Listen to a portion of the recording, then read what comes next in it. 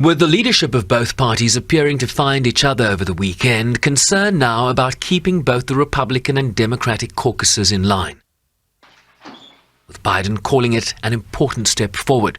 It takes the threat of catastrophic default off the table, protects our hard-earned and historic economic recovery, and the agreement also represents a compromise, which means no one got everything they want. But that's the responsibility of governing. And this is a deal that's good news, for, I believe, you'll see, for the American people.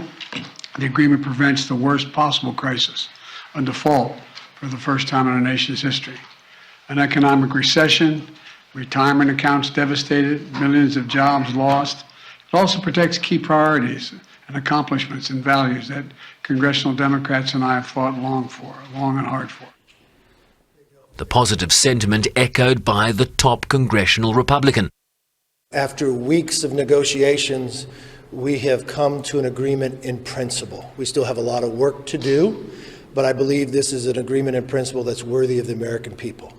It has historic reductions in spending, consequential reforms that will lift people out of poverty into the workforce, rein in government overreach. There are no new taxes, no new government programs. There's a lot more within the bill. We still have more work to do. The growing concern that if the legislation does not pass expeditiously, owing to dissatisfaction within the far-right and far-left caucuses of both parties, a default would trigger a global economic downturn, stock market dives, and job losses, among other negatives. A default would threaten the gains that we've worked so hard to make over the past few years in our pandemic recovery, and it would spark a global downturn that would set us back much further. It would also risk undermining U.S. global economic leadership and raise questions about our ability to defend our national security interests. As financial analysts keep a close eye on progress in Washington.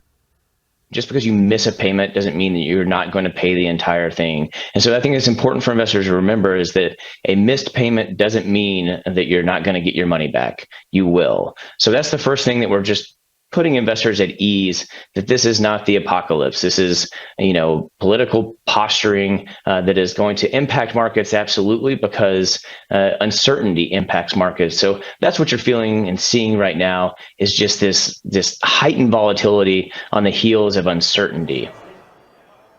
The focus now for political leadership in Washington is ensuring that enough lawmakers from both parties support the package to ensure its passage, with both Republicans and Democrats expected to lose votes due to unhappiness with certain compromises made therein.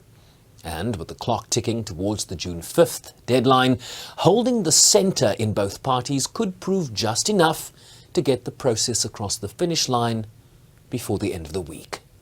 Sherwin Briceby's SABC News, New York.